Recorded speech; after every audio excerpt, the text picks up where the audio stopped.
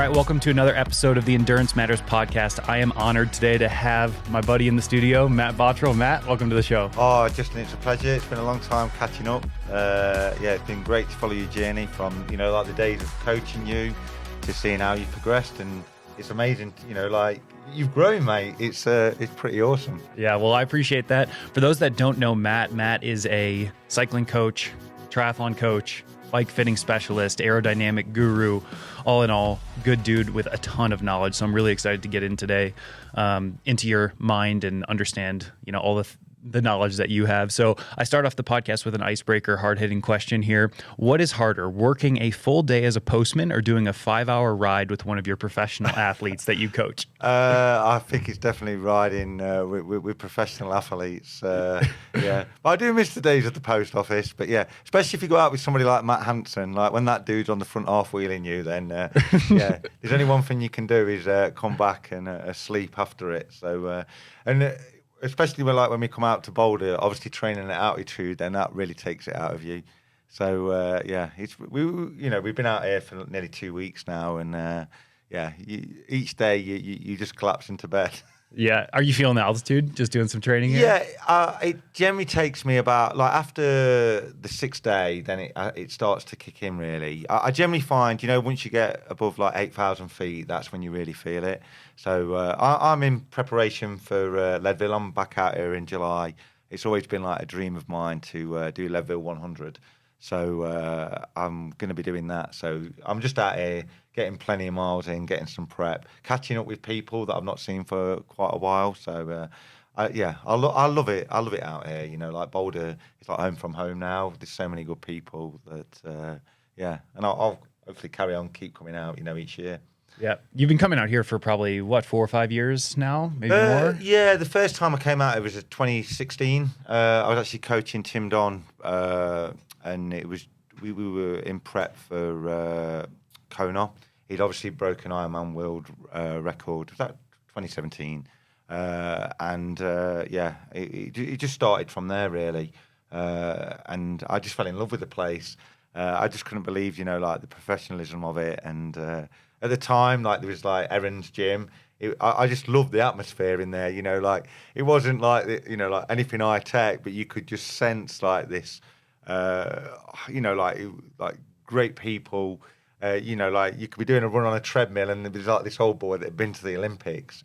So that was it for me. And then you start riding in the mountains, and that's what I love. I love being in the mountains, away from everything. And and I've come back ever since. Any time that I haven't been here when COVID was on. So and that will continue. Yeah, epic place for training. Well, I want to rewind a little bit. Why don't you start off by telling me how you got into cycling? Tell me a little bit about your upbringing, and maybe just start there. Yeah, so for me, it's I've been cycling from the age of 12. I was basically hyperactive at school. I had way too much energy.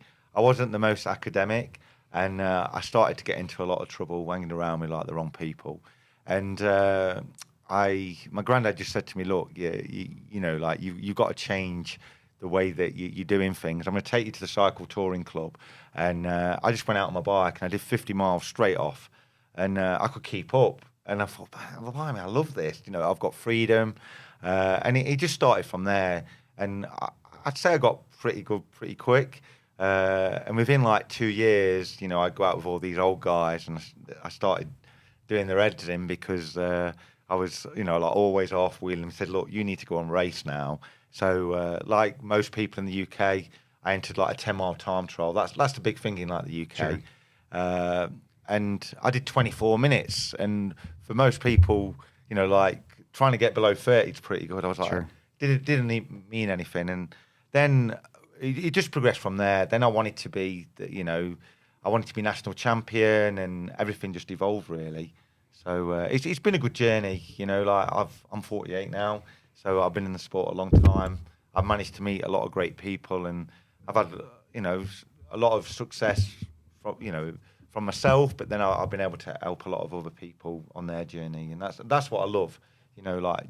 Just helping and supporting people. Sure. Was the goal right away to be a professional cyclist? Were you planning to take it really seriously, or what was the vision when you first got into it? Initially, I didn't really know what I wanted to do, but I once I got into it, I wanted to be the best at it because if like I wasn't academic at school, so I just thought, right, I can be really good at this. And then, like most people, I wanted to represent my country, which I managed to do as a junior. I went to the World Championships, and then in the UK, lottery funding started to kick in. And I wanted to be part of that. And I managed to get, like, I was one of the first people to get lottery funding. I was part of the performance program with people like Bradley Wiggins, Sure. Charlie Wigalius, that people might know. But I kind of realised pretty soon that I was going to be a good domestic professional, but I was never going to make it to World Tour. And I actually missed being at home quite a bit, because that's the thing. Like back in the day, like you wouldn't go and live in the UK; you had to go abroad. You know, you go and live in France or Belgium, and then you commute to like the races. And I just missed home too much. And I realised I was going to be a domestique, I wasn't going to be a winner, and I wanted to be a winner.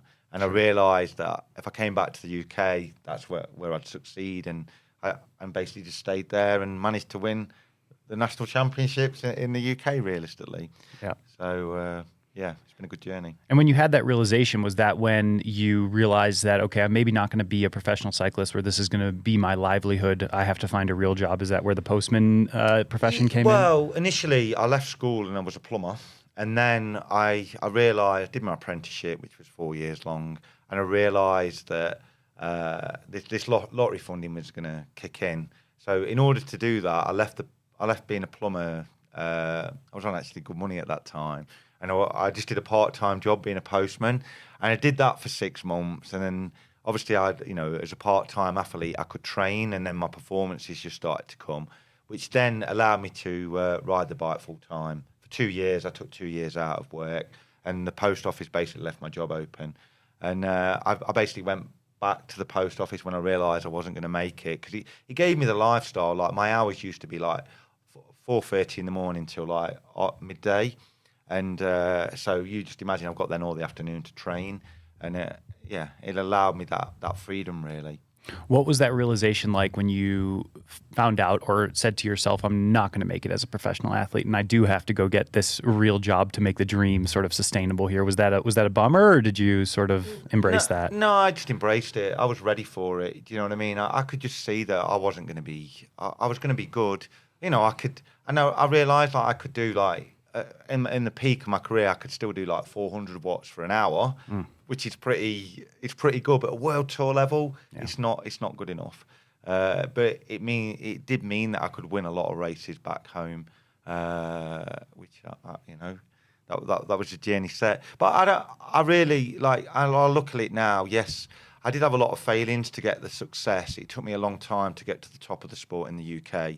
But I think my journey was to be where I am today. You know, from 2014, it was to coach people and support them on their journeys, because I made so many mistakes to get to where I wanted to be, and it was only meeting the right people, like getting the right coach, the right person for aerodynamics, that allowed me to succeed. And then I had all this information, and I wanted to be able to pass that on to other people, really. Yeah, absolutely. Yeah, very interesting. I definitely want to get into sort of that avenue of you getting into bike fitting and getting into coaching. First, I want to figure out, the time trial seems to be something that you personally had a lot of success in. Yeah. And why do you think that you gravitated a lot towards the time trial, and why do you feel like that's maybe an area of speciality for you? It was just, obviously I had a big engine, so that helps. And it was just the control of being able to supply like a lot of power for a relatively big duration, really. And for me, eventually, I loved all the tech side to it, like all this technology, understanding it all. Because a lot of the stuff that people are seeing today, we innovated that, like the camelback down the chest, we did that back in 2012, the aero pads that you're seeing, like all these fancy poles, we were like the innovators, Sure. Myself and like Simon Smart from Drag 2.0. And I just wanted to be the best. You just got, when you've got control of everything, it's incredible. You're just riding along at like 30, 35 miles an hour all the time, and that speed, that's what I was addicted to, the speed. Yeah. And the clock, it's so controllable. It's like like an Ironman, realistically. You're racing against time, aren't you? Yes, you get a place in, but ultimately there's this time that you're trying to beat, and that's what I was addicted to. I wanted to get faster and faster and faster, and having all this tech that we were able to access, that's what I was addicted to. Sure. Were you focusing a little bit more, I guess when you first got into it, I want to talk a little bit about the bike fitting versus the coaching. Were you getting into bike fitting before you were getting into coaching, or were those two things sort of symbiotic? It was kind of, my journey was, it was more about, I didn't really know what I wanted to do. I reached the pinnacle of the sport in the UK. And I kind of realised that I needed to make more money. Like back in the day, a postman I was on £20,000. So I had 3 children. It's not going to supply or support them. So I thought, right, maybe coaching's an avenue that I could take. And all that happened to me one day, I used to write these articles for Giant. I've always been sponsored by Giant for like 15 years now. And there was a guy called Timo Brack who he was an Ironman athlete. Sure, I know Timo. Yeah, and he reached out to me just going, look, I've read your articles. Would you consider coaching me? I was like, I'm not sure I'm ready to be a coach yet, but send me your training over. I'll have a look at it. And I just thought, like this guy, he doesn't do intervals. He just does like high volume. And then he said he wanted to win this Ironman Roth. I didn't really know what Roth was. And I just thought, right, okay, let's look at the demands of Roth. Let's look at your bike positioning. And I just thought, well, if you go through this process of training and, adapting to the position on like the bike, then ultimately you can save energy and you're going to go a lot faster. And ultimately what was happening to Theo, he was always blowing up in the last 10K of the run. So ultimately the goal was to save energy on the bike, and that's what I was able to do with him. And I just trained him for the demands of the event. I'll be honest, I didn't even really know what I was doing with the training. I just kind of winged it, but it seemed to work. And I just thought, wow, there must be something in this. Then I started coaching a few friends. They started winning races, and I thought, wow, I'm onto a formula here. So it was kind of like I engaged the two really. And initially, I understood aerodynamics, but I didn't understand like biomechanics, or I didn't understand the fitted, like the adaptation that you were getting from the training. I kind of, and I'm not sure I understand that now. Like a lot of my, the sensations and the feelings that I've get is just being out in the field, working with a lot of different people, and you're just trying to create like this formula. Sure. I think there's some amazing coaches out there, amazing aerodynamicists that understand like all that information. Where I'm just visual. I learn visually, and I just listen to people, and it seems to work. Yeah, sure. That's definitely fair, and that's actually refreshing to hear in an environment and in a world where everyone is so calculated and so by the textbook. I think that there's like coaching is an art. That's an art form, and I think that there's value in just someone who's actually taking the time to listen and review and hear what athletes have to say.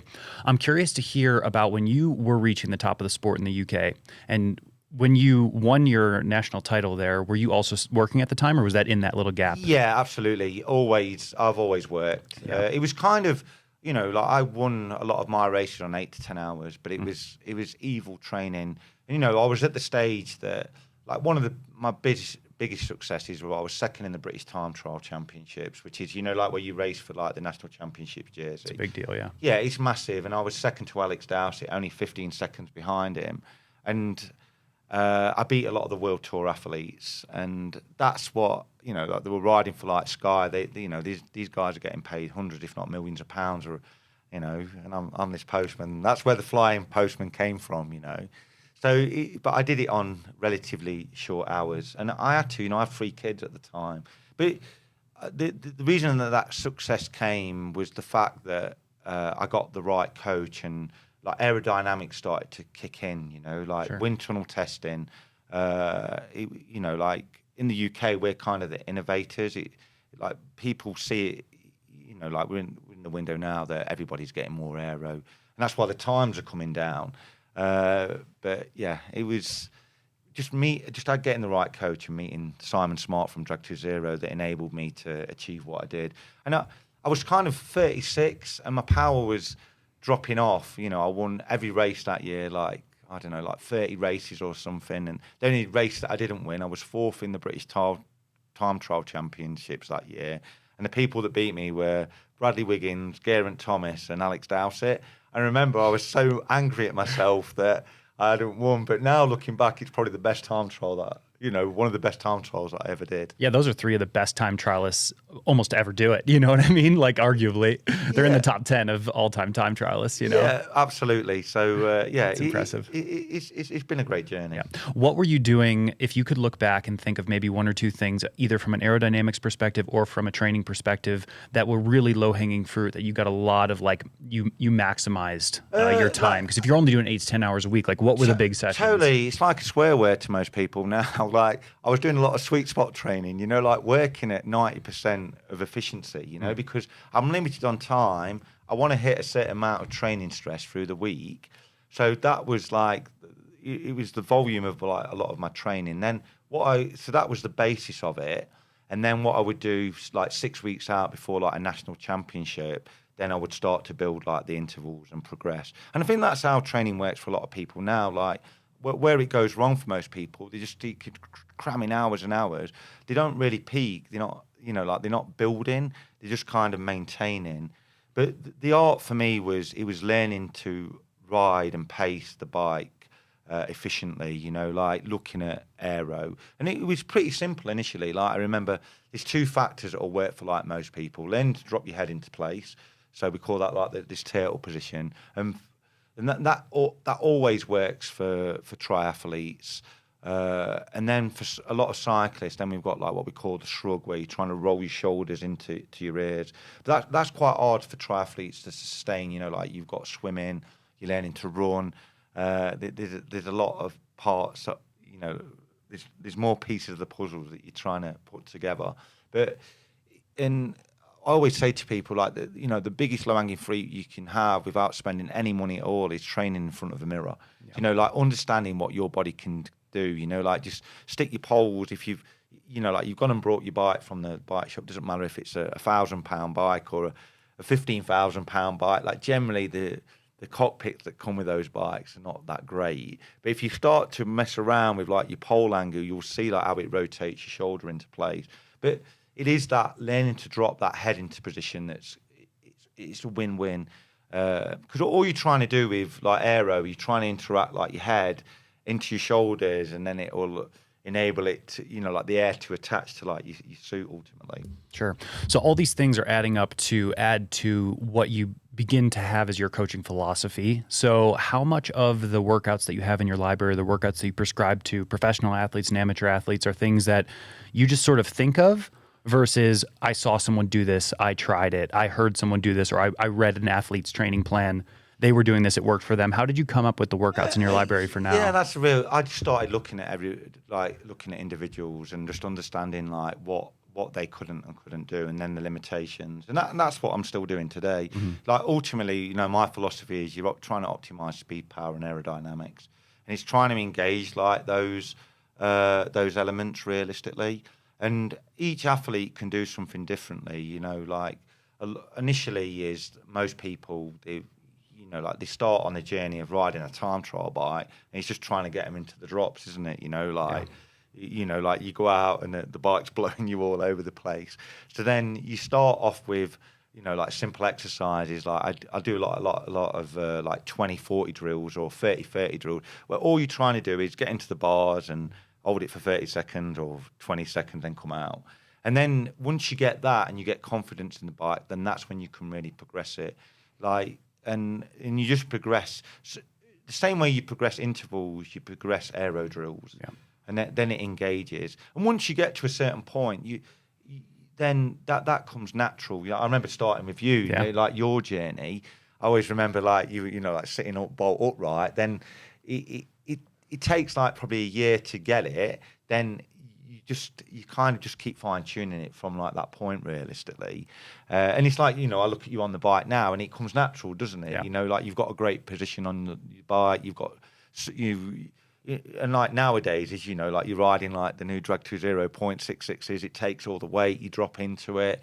And it's a lot easier, isn't it? Yeah. Do you know what I mean? I love seeing people like yourself, like when you know, I remember meeting you for the first time, and then I see where you're at now, and you've been on like this journey, and you can keep evolving, and you'll keep evolving, and it'll keep progressing. Really, like in your eyes, you're really old now, but ultimately, you're still very young. You know. Yeah.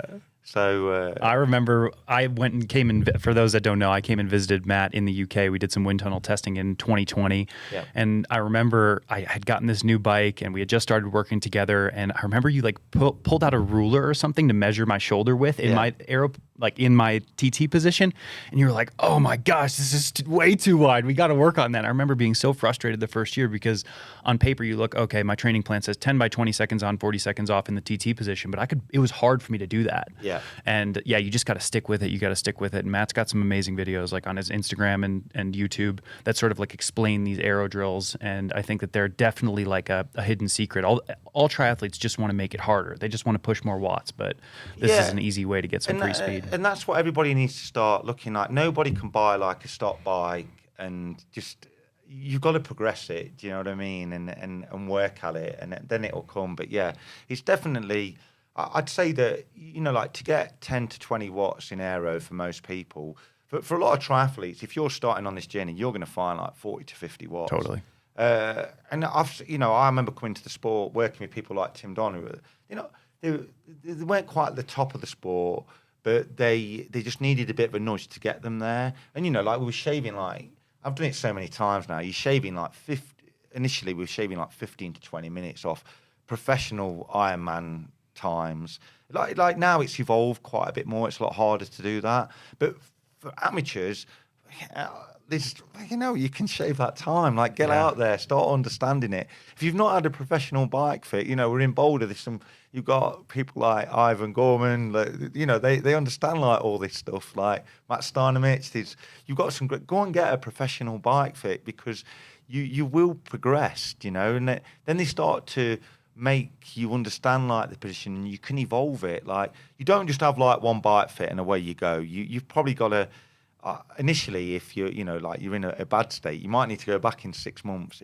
But definitely each year you can evolve it. You don't need to just go straight into the wind tunnel. You know, like get a bike fit first. Sure. If you're taking on a new athlete, whether they're an amateur or professional athlete, are you focusing first away at, okay, let's improve aerodynamics, or are you worried about, okay, let's spend 12 weeks changing the training? Yeah, that's well, my role's changed quite a bit now. I've just built a team of coaches, but I'm kind of stepping out of the form of like coaching. But if I was, I generally look at like the training initially, and then I say, okay, well, this is where your physiology is. This is where your power profile is. This is how we can change that. But in order to do that, we've probably got to align, like bringing in, like specific drills into like your training. And because if you align those two factors, you'll get the best out of the athlete. You know, like it's because like power and aerodynamics, you've got to align them too. But yeah, that's how I always work. Sure. I want to dive a little bit more into aerodynamics specifically and all of the time and knowledge that you've gained in the wind tunnel. So I would say the first question is, what is the main thing that that you value in the wind tunnel experience? I think a lot of people are making a lot of mistakes going to like the wind tunnel. You know, like I see it now. These are world-class athletes that they're just chasing like the aero, and they're not understanding like your angles and speed. Like the problem you've got if you do go to the wind tunnel, a lot of the time people will run it too fast. They'll go, oh, I'm going to run like 50 kilometers an hour, and they just because it's quite costly. That every time like we always do like yaw sweeps. So initially you'll do like a yaw sweep, and then you'll run it at a set speed. For professional triathletes, like 45 kilometers an hour, 42, depending on if it's female, male. But then we'll do like a yaw sweep, so we start to understand like the position. And then what you want to be able to go from that is you'll probably go, right, you know, the average is like 2.5 degrees of yaw. And then you'll start to progress the positioning from that point. But if something looks, you know, like it flares out, it's like, fucking, I'll just save 20 watts there. That's when you need to kick like your sweep in. And then, so initially we do like something like that. But what I always like to do with a lot of athletes is go higher, go lower, and understand like what those factors bring in. Because ultimately, especially for triathletes, it's not as important for cyclists. You're always going to chase the biggest aero portion. that you want to understand. It's probably that middle point that's quite important to get. And then from that point, what we do then is utilize position in different ways. No one can sustain like this super aero position for the full duration of the event. I always work on a 3-position rule. You've got head up, that's like for climbing or just get me to the finish. We have this medium position where you're not forcing it, but you should be able to drop your head into place. And realistically, 70 to 80% of that race, you should be able to sustain that. Then we have ultra aero. So when the speeds are really high, and this is what confuses a lot of people, that you want to be able to conserve energy. Most people think that aerodynamics, we're going to utilize that more into the headwind, but it's when you're going down in on the tailwinds that you really want to save energy, because then you're not having to produce like power. Because it's very hard to engage like aero and power together. And that's the mistake that a lot of people are making. You're just trying to hold like this aggressive position into the headwind, and ultimately you get into the tailwind, and then a lot of the time you run out of gears or you've blown at that point. But that's what I'm always trying to look at, like the wind tunnel. Just understand windows, and then you can evolve it from there realistically. Yeah, that's probably one of the. I have a lot of takeaways that I still think about from our time working together, but that's probably the biggest one that I continue to remind myself out on the road, and one that I relay on to my athletes. Preparing, I was just talking to an athlete who raced Ironman Texas, and I was saying, hey, it's going to be headwind one way, it's going to be tailwind the other way, and his initial inclination would be, oh, I want to slam my arrow into the headwind and then into the tailwind, do the opposite. But it's actually counterintuitive thinking in that. So very interesting there. I've been to the wind tunnel twice. We went to the wind tunnel together at the Boardman Tunnel, and then I went again in 2022 with Quintana Roo. Yeah. Both times I felt as though it's a lot of time, it's a lot of energy, it's a lot of money, and I think on paper the athletes are really motivated to find a gain.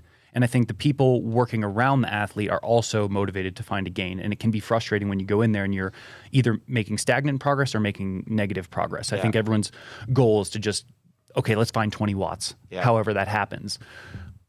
What's the best way to approach a wind tunnel session? Because that's kind of, from my 2 experiences there, and I've also done some on-road aero testing, it's almost as if you achieve the 20 watts, however it might happen, and then the changes that you make are actually not sustainable. Yeah. And then you get to the race and you just revert to baseline, and the whole trip was worthless. Yeah, absolutely. I think that can happen. I think the art is, though, you've got, like, if you've done like a quality to the session, then it's going away and understanding like what drills and what specifics you need to bring into that.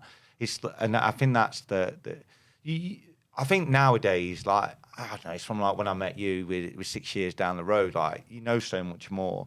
I'd say that it's like most people that like recently I went with Vincent Louis to the wind tunnel, and I said to mate, if we make 10 watts today, we've done well. We've done a pre-fit.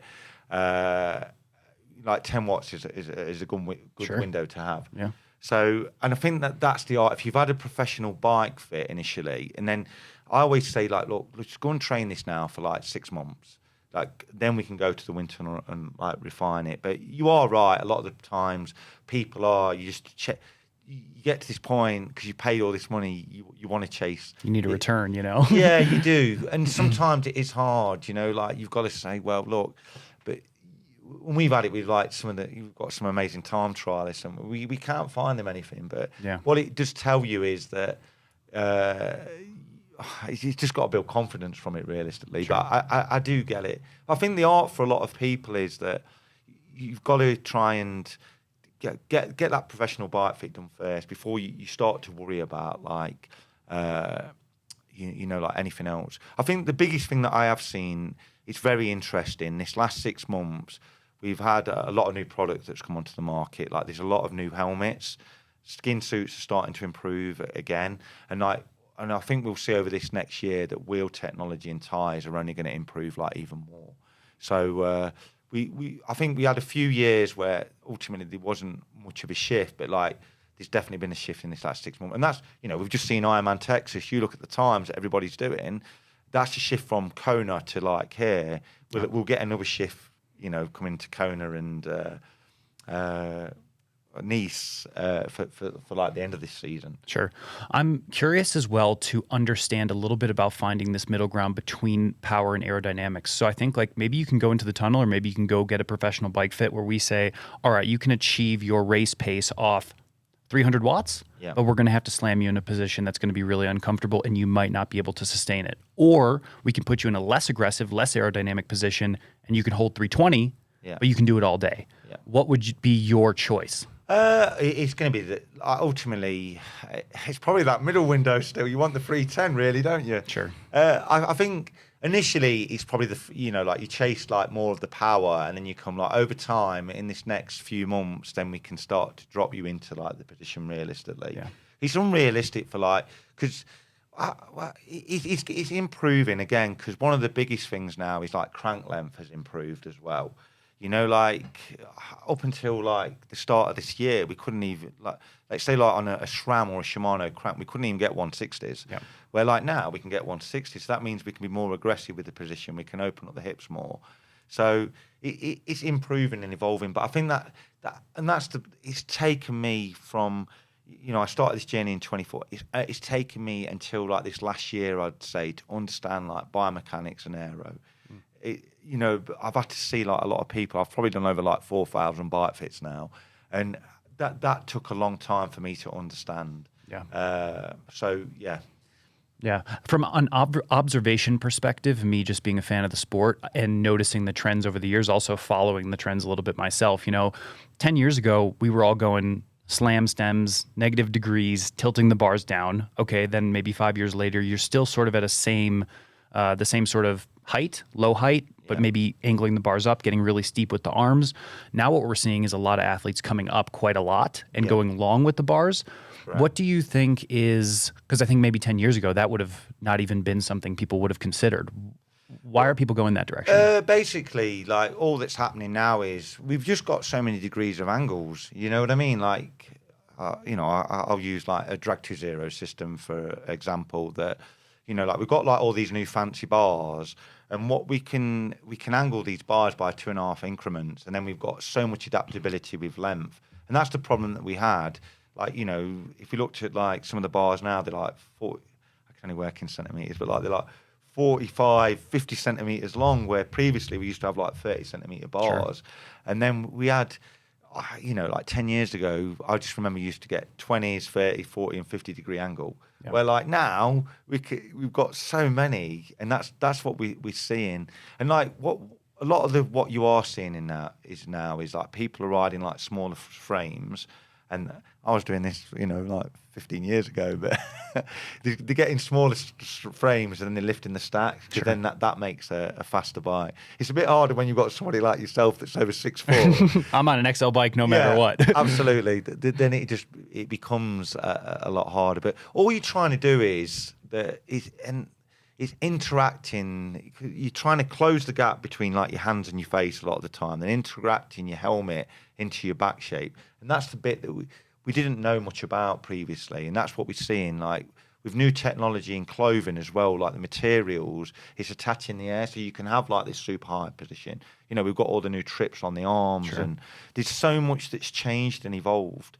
So, and that's why we can get, you know, a much more aggressive, a less aggressive position for the same aero. Like if people looked at me, you know, like you Google Matt Botrill, you'll see I've got this amazing flat back. But like nowadays I've got athletes who've got a very rounded back. They look really high on the front, but their aerodynamics is the same as what mine is. Sure. And a lot of it is just the angle of the pole. Yeah, cool. I've noticed a big difference in getting on the drag to 0.66. I've been able to come up quite a bit, and it's been more comfortable and a lot faster. I think, you know, this, and it's amazing. Like if people came to my unit, you'll see I've got every bar that's going, starting at you know, like £40 up to, you know, we can make custom moldy ones at like £4,000. But we've worked like I work a lot with like people like Drag 20, and now we've got all these different systems. I must drive Simon mad, because I'm like, oh mate, can you do this new computer mount? Can you do this new water bottle mount? And we're there now. Like I think we're at the pinnacle of, you know, like handlebars and positioning. We are at the pinnacle of it for people that are, you know, taking this very seriously. I don't think I'll be saying to you in another 10 years, we've got like this new handlebar that's going to save you 10 watts. Yeah. We might find one or two, but Sure. so much has evolved. Yeah, what about bike frames? I feel like bike frames have been a little bit stagnant, and there have been companies like Ventum and Coup and all these other, companies who have tried to maybe make an obscure product that finds some gains, but it seems as though they aren't really making a massive difference. What are you seeing in bike frames right now? It's the technology is coming from interaction of wheels and bikes. Interacting the frame and the wheels together with the tire, and that's what you look at all brands now. You'll see specifically they're working with a wheel manufacturer or frame manufacturers are coming together, and that's where the technology will change, which is very interesting. I believe that we'll be at the point. There's so much more that can come from. There's going to be more that can come from wheels and tire widths. We're at this very interesting point. Like all the new bikes, no one's going to be running 26s. No one's like 24s. We're going to be out to the point of like 30 mil tires. Will we get to 32s? I don't know. Rim technology has got to change. Sure. If you're an athlete out there and you're like, I'm in the market for a new bike frame and I'm in the market for a new set of wheels, like what right now is catching your attention? I think there is a lot of good product that's coming onto the market. Really, and we're going to try and be unbiased. You're sponsored by Giant and Cadex. I'm sponsored by Envy. So but I do think that those two brands are leading the way. Sure. Like the new Trinity is like that is the fastest bike that we have tested. I know that Giant isn't massive in like the UK, but it's. All it is now is like frame weights, like we're building new Giant Trinities at like 7 to 8 kilograms, which is incredible because that's what has happened with a lot of bikes, is that they've got more aero, but they've got like a lot heavier. I think like Ventum, like I've done some bits with like Ventum and stuff, and I think they've got a great new bike that's been launched. And I think for triathletes, I still think that a lot more care and consideration still needs to be thought about, like bottle mounting and, like tools. It's just like simple factors. Like if I was designing a bike myself, like your market is triathletes. There's so many of them that start thinking about like what they actually need. That's the part that I get frustrated about is, it's trying to get things right. Like you want to have accessibility to your nutrition and your hydration. They're the key factors. And then your body position is so critical, like being able to adapt like that front end. And that's what I'd always look for in a bike. Like we're at the point now, there's probably between 1 to 4 watts in all the top of the frame set. But if that bike, you can enable that to have more adjustability, and then you haven't got to fork out for like a new front end, that's what you ultimately want. And I think brands, that's what we'll probably see in the next few years, really. And I think brands needs to get smarter. It kind of gets my back up a little bit because like being a bike fitter, that you buy like this new bike, you buy it off the peg, it's got the wrong size crank, the handlebars need changing, the saddle probably needs changing. But I think what we'll see, and bike shops needs to get smarter, is the fact that they need to start offering these services. Like that's what we do. Like we start with. You spec your bike. Obviously, we do Giant, Cadex, but if you've got your own frame, then we can build that configuration for you. Because everybody's got like a different budget, and everyone's got different needs, haven't they? At the end of the day, but I do think that consumers, that's what they'll want over the next. I think bike manufacturers are going to have to. They're going to have to offer that service realistically. What is catching consumers' attention from your perspective right now? You're seeing, 4,000 bike fits over the time. You're seeing hundreds of bike fits a year. What are the customers consuming? Short cranks, handlebars, saddles. And what kind of frames are they bringing in? In the UK, Canyon's really big. Giant's pretty big. Cervelo, obviously that's massive here in Trek. Mm-hmm. We don't see as many of them in Europe and like the UK, but they're the main bikes that I'm seeing realistically. And then there's so many different wheels on the market now. That's what blows my mind. It's like incredible, isn't it? Like we've got all these new manufacturers. Yeah. Yeah, it's good to see everyone investing, at least some of the brands reinvesting in triathlon, at least from my perspective. Like NB took a little bit of a departure from triathlon for a while, but now they're, reevaluating and understanding that there is a big market in triathlon, and that's cool, It's massive. Like, seriously, I would be out of business if I didn't have triathletes in my life. I'm so happy that I discovered this sport. It's so good. Yeah. And just the people, like, understanding them, I love it. Yeah. What are the big differences that you see between cyclists and triathletes? I'd say cyclists are a lot more, they're probably a bit more professional in like their approach, and that they keep everything to like I would have been the same. It blew my mind. I came into triathlon, and I just couldn't believe like no one would ever tell you a session, or they'd never give away data. It's like when I came into the sport, initially I coached Amish, then I started coaching Tim Don, and it was like, well, I want to know where everybody is in the world. So who do I Google? Lionel Saunders. Every bit of information was out there. So then I was like, okay, well, I'm going to plot now where everybody is in the world. Like people like Jan Frodeno. I thought, right, this is their aero, this is their power. It was so easy to get. So that is the difference. Like a triathlete will tell you, they'll speak to you, they'll give you all the information away. Cyclists would never do that, and still would never do that. Is that a cultural thing, or is there something going on behind the scenes in cycling that they're trying to protect? Yeah, I think it's just calculation, isn't it? Because the margins of error are just like so small. Like especially in like a time trial, like 1 to 2 seconds. But in a triathlon, it's not as important. Yeah. You could lose that in transition just dropping your helmet. Yeah. How much do you think that in professional cycling, those guys are looking at each other and understanding immediately what's going on? Because they've seen the rapid ascension of time and pace as well, right? Like they're putting up times faster than anybody. Yeah, totally. Like it's just evolved over the last, like this last 4 years that people have evolved it like so much. I used to work with like Lotto Sodal. I worked with Victor Campenerz when he broke like the hour record. And I remember going into Lotto. I actually met Victor out in Kona and a few beers with him, and he asked me if I'd consider like working with the team. I was like, yeah, of course, Victor. But I never thought any more of it. And the next thing I know, I'm on a plane to Mallorca, bike fitting these athletes. And I didn't think that I was good enough, but I walked into this, this environment, and it just blew my mind just how bad it was. We had people in the 60s, 70s with better bike fits. But now you can see over this especially the last couple of years, like how much it's evolved. A lot of people are employing people from like the UK to go into these teams to look after all this information and look at the bike fit, look at the aero, look at the pacing plans, because the pacing plan is really important as well. So it's none of those athletes are giving away like information. Sure. Yeah, that's interesting. And it seems as though the UK is just a hotbed. Like there's so much coming from the UK, not only incredibly talented cyclists in their own right, but like so much of the coaching and the knowledge and the aerodynamics is coming from there. All the wind tunnels are there. And for a relatively small country in comparison to the United States, for example, or Canada or Australia, like everyone's coming from the UK. Why is that? I think we're just obsessed. Like it's the time trialing culture that, like you could literally ride against the clock every day of the week, and then there's so many races in the weekend.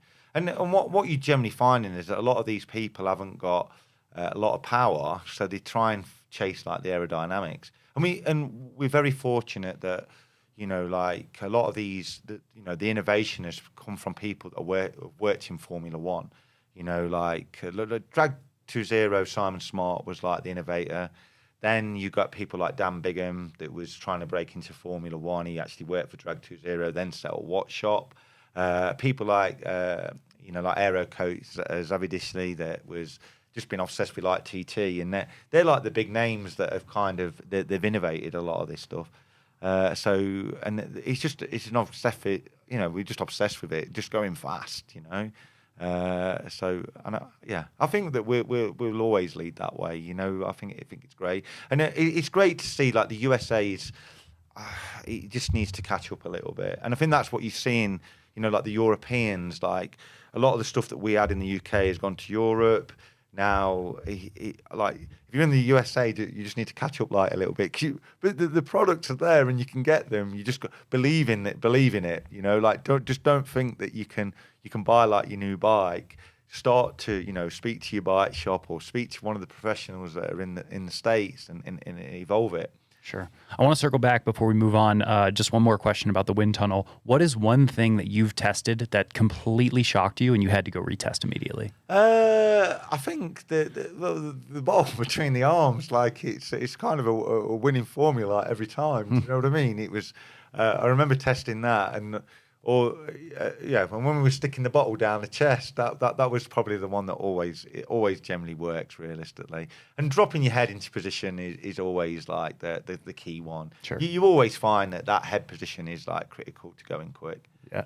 That bottle down the chest thing is very interesting because that was such a hot topic in triathletes. Like it was like a viral meme type situation. Do you want to know how that all started? Basically, it was Tony Martin wanted to win like the world championships. So Simon Smart knew about. He was messing around with like skin suit. He was developing skin suits at the time. So what they did, we got some bubble wrap, stuck that down the chest, and we were like, blimey, that gives like 4 to 5 watts, and that's where it all started. Then what happened was we did sub 7. So obviously there was Dan Bigham's team, and then I was riding for like Christian's team, and we knew about the bottle, but we were always. I was a bit. I didn't want the athletes to overheat. Sure. And then everybody's seen the bottle down the chest. It's Camelback that was down the chest, and then that's when it kind of ignited it. We never wanted to tell people because we knew that it would go to like the extreme of people taking it too far. Sure. And that's what we started to see, wasn't it? People would then start, they were sticking like 3 bottles down the chest. I remember, I think it was like Sam Laidlow created this. He was doing Ironman Lanzarote, where he created this massive fairing and ended up overeating. Oh, and for sure. He just got pushed to extreme. But you generally find that, like the bottle down the chest and the bottle on the frame, that doesn't realistically work. A lot of the time is you just need the one, and that's the bottle on the frame. Sure. Well, in between the arms, realistically. Yeah. Yeah, it was really interesting because there was, in triathlon circles, a lot of people were thinking that the genesis of that came from Christian's like deformity in his chest, and thinking like, oh, wow, he's got this big chest. We need to maybe give ourselves a big chest. And then I had done some on-road aero testing with Jim Manton in Tucson. Yeah, I watched it. Yeah. And we put the bottle down the chest, and for me, it was -5 watts. Yeah. Like I lost 5 watts of aero. It was slower for me. So that was a big eye opener because all of 2023, I was racing with a big 1 liter in my chest and losing 5 watts of aerodynamics, thinking I was gaining 5. So there's always an anomaly to the rule. You know what I mean? Like that's just the thing with aerodynamics and individuality. There's definitely certain trends. Like I can see trends now. Like back positions. There's like all trends with this that all generally work for a lot of people. Sure. Yeah. All right. Well, I want to move on, and I want to talk a little bit more about your exposure to super high-level professional athletes. That's something that you're well known for, whether in a direct coaching role or in a consulting role. Talk to me a little bit about what you enjoy when it comes to working with the professionals. I think the easiest thing for me working with a professional, there's a lot more at stake, but I can relate to that a lot easier because that's where I was, and I love the pressure of the process. Like some of the stuff that I've had to do, initially, obviously the first person I ever worked with, like Tim Don, and the realization was to me that actually this dude gets paid to do this. I can't mess this up. And then I just had to visualize becoming Tim Don. I started to do triathlon myself to understand like what the demands of, it take out like the body. And then ultimately from that process and with the people that I've worked with, like when I work with them, I become them. I know that I have to think about like I'll do a lot of research into that athlete and understand like what they can and can't do and where they are. I'll get them to send me like files, look at them like aerodynamically, and then how do we progress that. The hardest part, like, because my role's changed so much over this last few years that I don't coach these athletes now. They generally have like a coach that then I'll work with.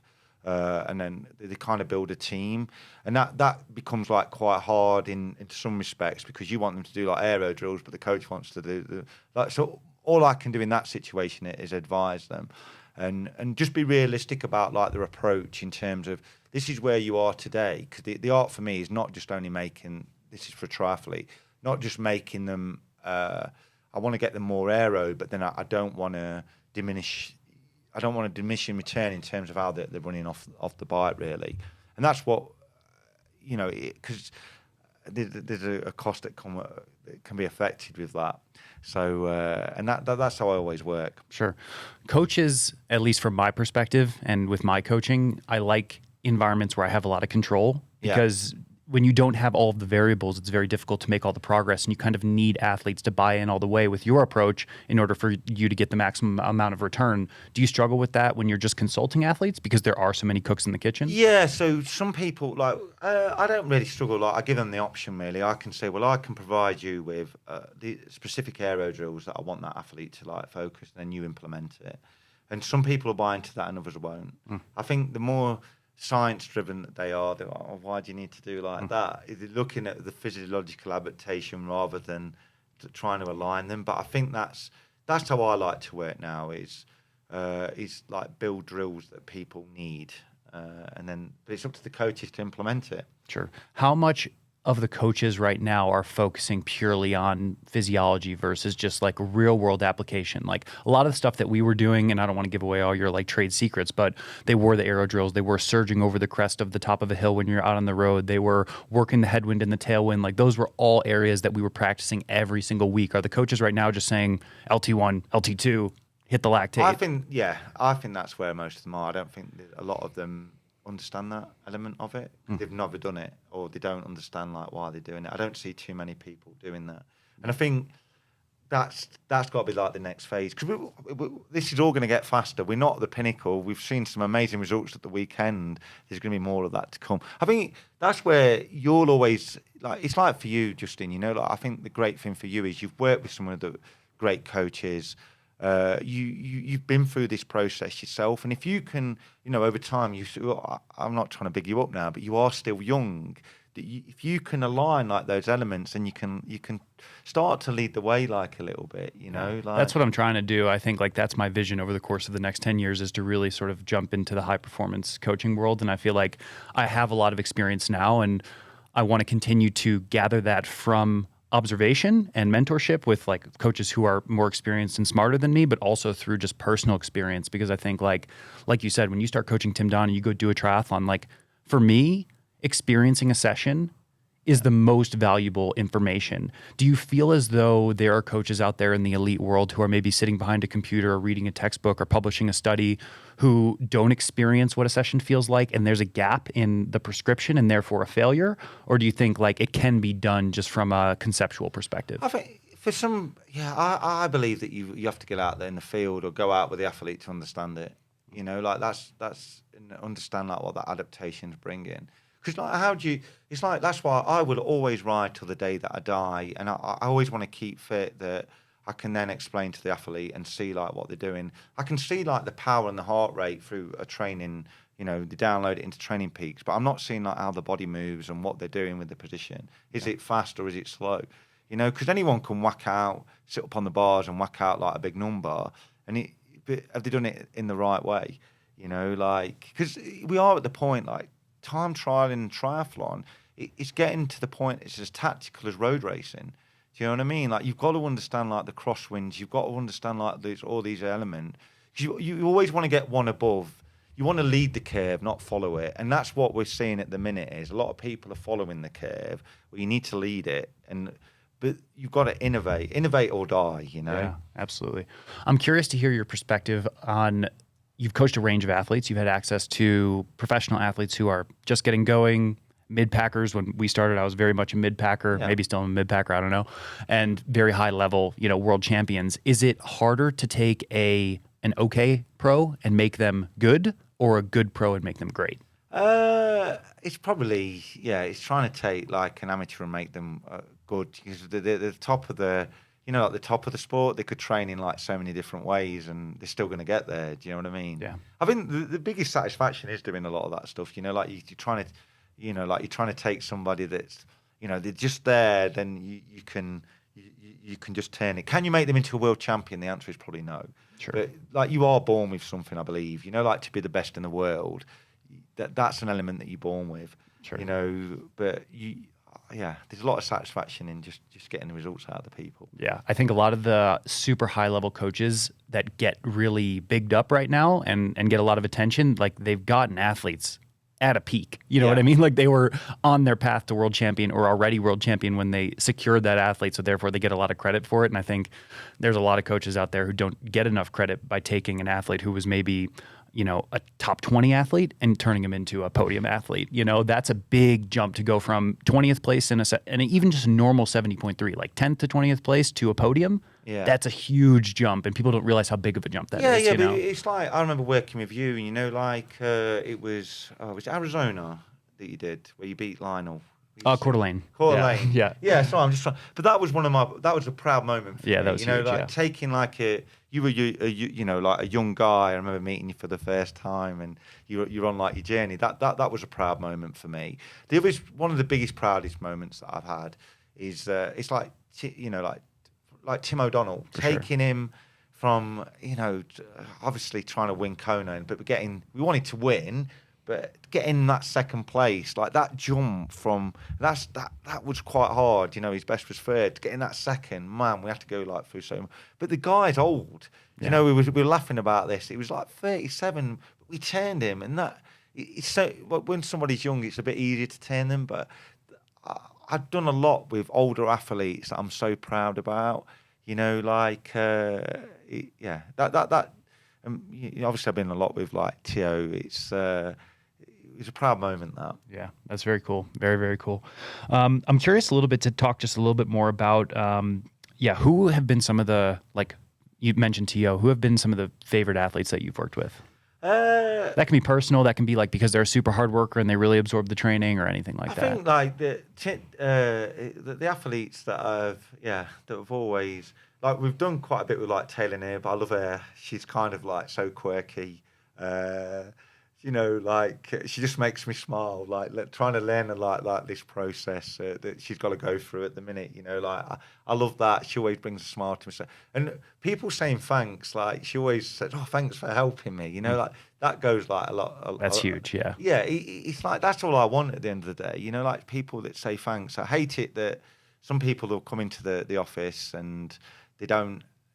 They never engage with you like after that point, really. So anyone that's done that, Victor Campanile, he's one of the most interesting characters that I've worked with.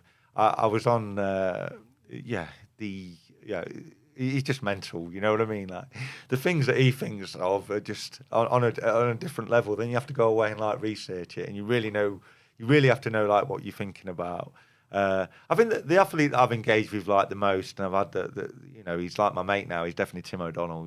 Like we've, like me and Tio will be like mates forever. So yeah, he's an easy guy to be mates forever with because I feel similarly about him. He's just one of those guys. Well, what's nice about Tim for me is the fact that he, like I can come out here with my family and he takes me into his home and he makes them like really welcome, and that goes huge. Like a long way. Yeah. And I love it. Like I remember you coming and stopping at my house, and you engage with my, my wife and my kids. That to me goes further than any results, really. Yeah, I think that's something, having had a quarter life crisis in the last year with, having a big surgery and not getting the results over the last year and realizing that like the results aren't the end all be all. It's really like those experiences and those relationships. And I think like that's a really good perspective to have in a world where like everything is so money driven, high performance driven. Like when you look back at a career and a life, you want to be like, all right, I had a good time and met people and engaged, and I think that's the art of coaching though, isn't it? Like I always, it's like when you coach somebody, like, I coach you, but I get it. You want to be, we haven't got, like, you're going to move on. Like all athletes are going to move on at like some point, unless they're like in the back end of the career. But you never need to fall out with people. Sure. You know what I mean? It's kind of like, and that's the art of coaching. You have to take what you can get from that point.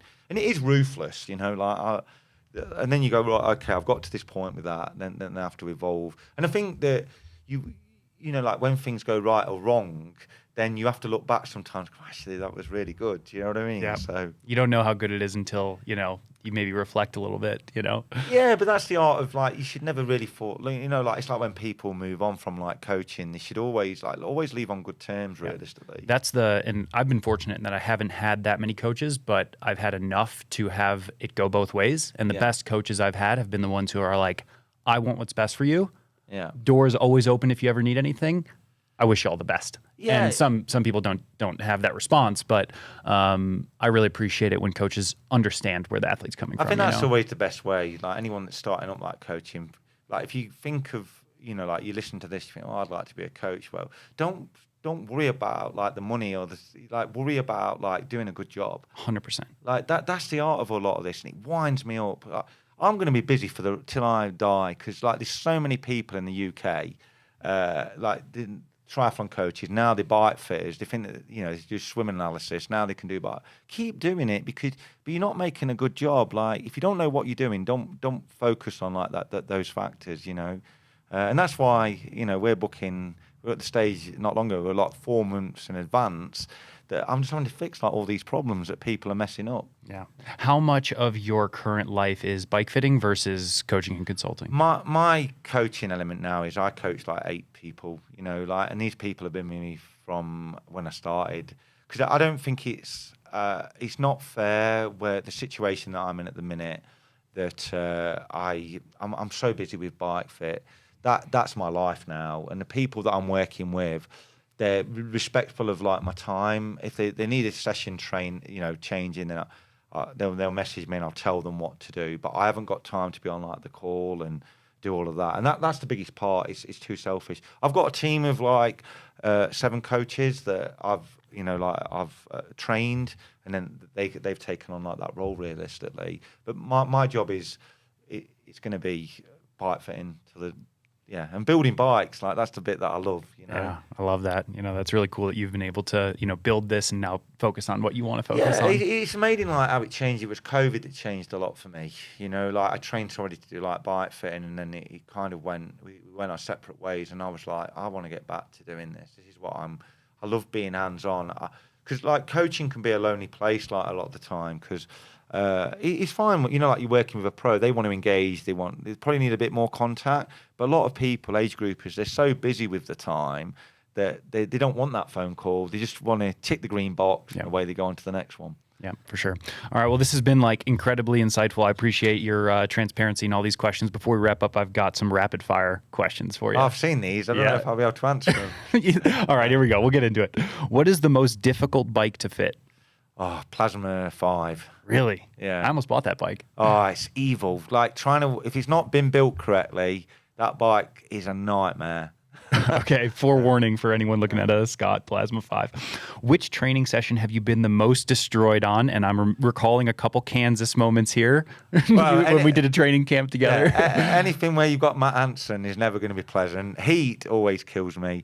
I think the hardest session that for me was doing intervals to failure, where you ride at 110% of your threshold, and you keep repeating 4-minute intervals with 4 minutes recovery until you can't do no more. But if you get it wrong, then you shouldn't be able to get above like 8 realistically. But that's probably the hardest thing. I used to use those sessions for like the key ones building into like the nationals. What's the max number that you got through? I think I got to 8. Yeah, that's pretty impressive. But it was pretty tough. All right. Who will be the first triathlete to go sub-7 in a normal regulated triathlon? Oh, God, that's a good question. I think at the minute it's going to be Christian. Yeah. Like, if he can align, like, all the stars, like, he is a phenomenal athlete. He just needs everything to align. Like, I can see, like, I've worked with Christian. He's back in the game now, isn't he? You could see that performance. I think he's going to be the dude. Yeah, I agree. All right. Or maybe somebody who we don't even know about yet. Like, 2 years' time, there'll be somebody else named. Yeah, one of these 19, 20-year-olds coming up. And people are getting hungry. That's what I love. And you want that. Yeah, absolutely. All right. Who is the most talented athlete who you've ever coached or advised? Most talented, probably Tim Don. Tim Don? Wow. Over Taylor Knibb. Yeah, I'd say that Tim Don was probably the most talented. Taylor Knibb's, I don't really coach. Coached or advised, Definitely, Taylor. Yeah, she's very switched on, and the talent that she's got is phenomenal. Yeah. And she's still so young, like I spoke to her, she's probably down about like the weekend, but I'm like, that's only the second Ironman that you've done. And like Dan was really smart with his approach. He's not broken her going into that. Sure. That's the smart coaching, like don't break the athlete, just get them through it. Absolutely. All right. Who was the hardest working pro you've ever worked with? Oh, Matt Hansen, by a shadow of a doubt. That dude can just he just wants to please. Yeah, 100%. I've trained with Matt enough to know that. All right, and if you had to race 70.3 Boulder in a few weeks, how many pro men would you outbike today? I think I'd Majority of them. There might be a few that. Oh, a beat me. majority, man. Shots fired. But maybe if I'd, give me a bit of attitude training, I reckon I can still push. So for like 56 miles, I'd probably be able to do like 355 to 360. We're not counting the running this, are we? Have we got? I guess not. Yeah. Yeah. You got to make it round. You can't you can't pull off the course. I think I could. I think I could still hold my own, really. I suppose it's who turns up. Yeah, I love that. All right, Matt. Well, this is awesome. I appreciate you coming to the studio. It's great catching up. Oh, thank you so much, Justin. It's been See you in the pleasure, next dude. episode. Peace. Thank you very much.